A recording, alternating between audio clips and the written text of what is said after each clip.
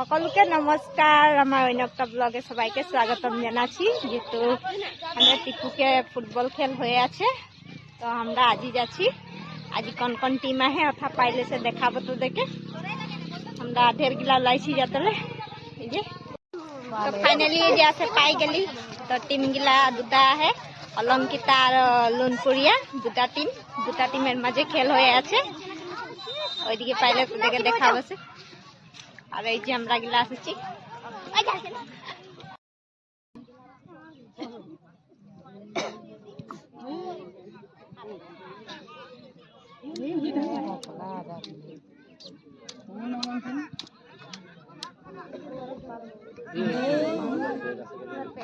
মোটা বুবু দিলে